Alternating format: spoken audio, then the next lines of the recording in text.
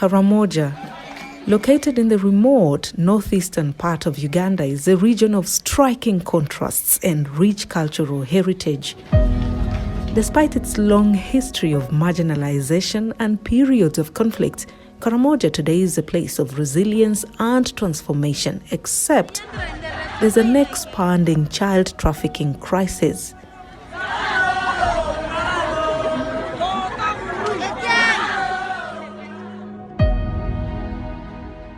Hello and welcome to the New Vision CSI Crime Stories podcast, presenting to you Karamoja's Stolen Childhood.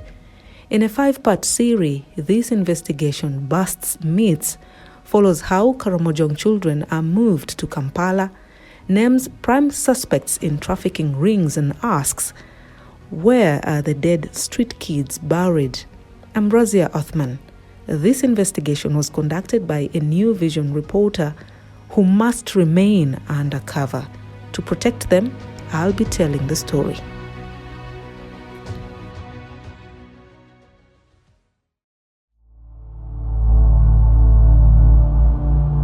Enough is enough.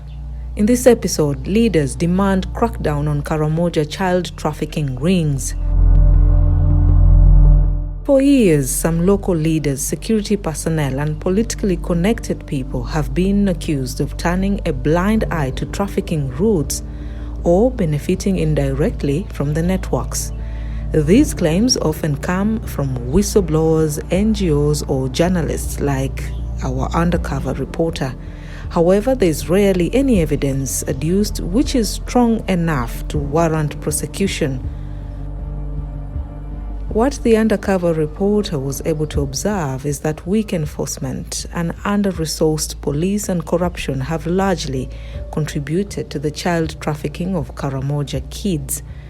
What is clear, though, is that child trafficking from Karamoja is real and well-organized, involves networks spread across Karamoja, Teso, Busoga, and Kampala, and these networks operate with some level of protection from corrupt officials, law enforcement officers, and local power brokers.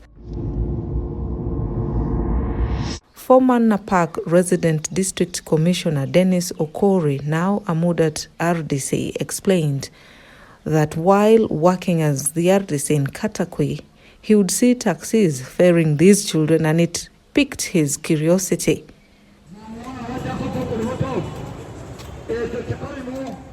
In January 2024, as the country prepared for the Non-Aligned Movement Summit, Okori partnered with KCCA to remove street children from Kampala. The summit, which took place between January 15th to 20th, attracted over 1,000 delegates from across the world. This was not the first time Kampala Capital City Authority was getting children off the Kampala streets. There have been several operations dating as far back as 2008. Over 1,000 children were taken to Masulita Children's Home in Wakiso District. Out of this number, 920, including women, boys, and children, were from Napak. 308 were of school-going age, 128 were children below 5 years, 270 were above 15 years, while 200 escaped. In 2022, KCCA again collected the street children and took them to Napak. Since there was no pressure to sustain them, partners were forced to do family tracing and integrate the children with their families. However, they would later escape and return to the streets of Kampala. It became a cycle. Get them off the streets and they would return. It was evident that someone was behind this whole mess. This has continued even when authorities, together with stakeholders, have identified schools where they have put these children, provided food and scholastic materials to enable them to further their studies. According to Okori, he reached out to stakeholders including dwelling places, UNICEF, United Nations Children's Fund, Uganda Changes Agent Association, Save the Children, Moroto Development Women's Desk, and World Food Program, which supported the children with scholastic materials and food. Shortly after, 23 children escaped but they were traced and returned. They would arrest both parents for 2 days and return the child to school. The undercover reporter reached out to Major General Don Nabasa, the 3rd Division commander based in Moroto district, and he agreed to protect the children from traffickers. Each school was given 6 army officers. Okori revealed that he intercepted 5 buses and 4 taxis which used to transport children from Napak to Kampala. Later, he narrated the traffickers devised another trick. They asked the children to walk from Matanye town, jump on a boda from the district headquarters to Iriri, walk in the bush from Iriri to Katakwi and Olilim, which became their meeting centers. Upon learning of this trick, Okori said he intercepted 83 children at Olilim and sent them back home. According to Okori, the program is being fought by local government officials in Apak district and some people who pretend to be parents. Also, he said former street children are used as agents. Dr. Ayub Mukisa, the director, Karamoja Anti-Corruption Coalition, noted that nobody else will change the image of Karamoja if leaders who are educated and influential in society do not become part of the process. When the undercover reporter visited Lodoi Primary School in Napak's Matany sub-county, there were 148 children, 102 girls and 46 boys aged between 1 and 15 years who had been picked from Kampala streets. Once the children arrived at the school, they were medically examined. Unfortunately, there were no cases of HIV among this lot. All the infections found were treatable. During their visit to the school, they discovered that some of the children were trying to scale the fence to run away, but they are constantly monitored. Sophia Onziru, the senior woman at the school, revealed that many children don't even know their villages of origin, and neither do they recall who their parents are, since some of them were trafficked to Kampala when they were only a few months old. They cannot speak the Karamojong language. They speak fluent Ugandan, the dominant language in Kampala. On visiting days, while other children are visited by their parents, children from these streets are rarely visited. They used to cry at first, but they are getting used to it. For fear of these children escaping back to Kampala, they are kept at school even when it's holiday time. They are only allowed to go home for holidays after 3 years.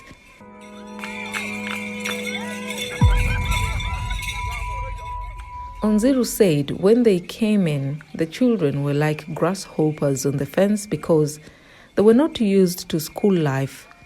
Those who managed to escape were tracked with the help of the army and police to Palisa and Kumi and were returned. The school is guarded by a soldier deployed from the UPDF 3rd Division to protect the children.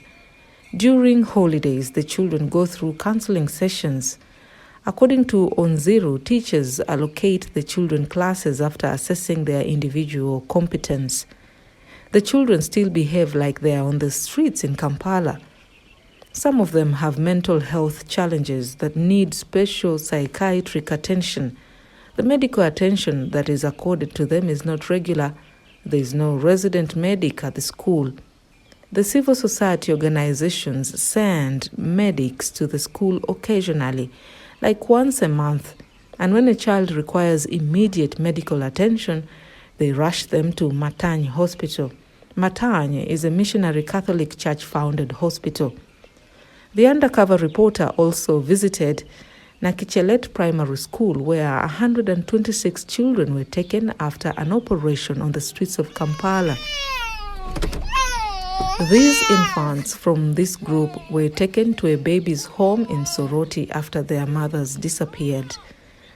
Lucy Lemukol, a social worker in Lokopo sub-county, said the children were picked from Kampala streets and the majority were female. She said most of them had been turned into street beggars and sex workers. She's afraid that those who do not have parents and homes will get more traumatized. Giving money to the street beggars is said to be perpetuating a cycle of poverty and also creating a strong incentive for children. But when you open your car window, then you give out a coin to someone. That person is supposed to be in school.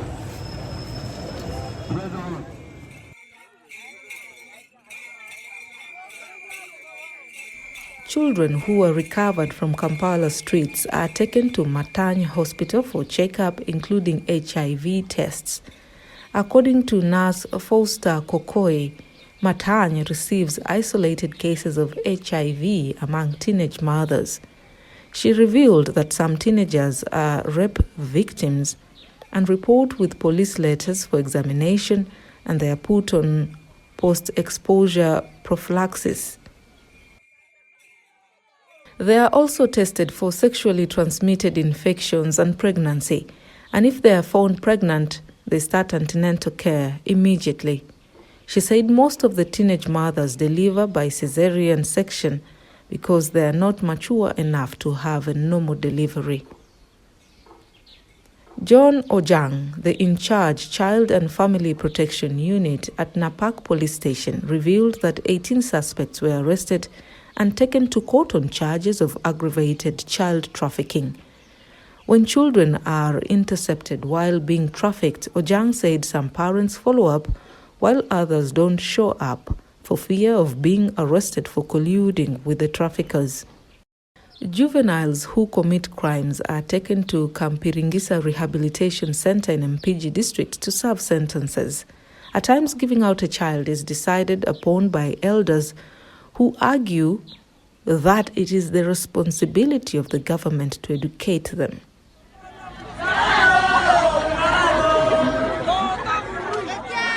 Within Napak, the leading sub-county in child trafficking is Lopei, followed by Lokopo and Matany.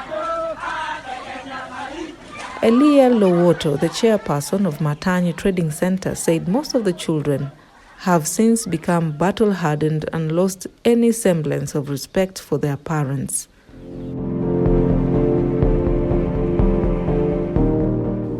Lowoto revealed that some of the civil society organizations were using children in Karamoja for their selfish interests. In the fifth and final episode of Karamoja's Stolen Childhood, hear about the prime suspects in the trafficking of the children. Have you sat back and wondered where these hapless children are buried when they die?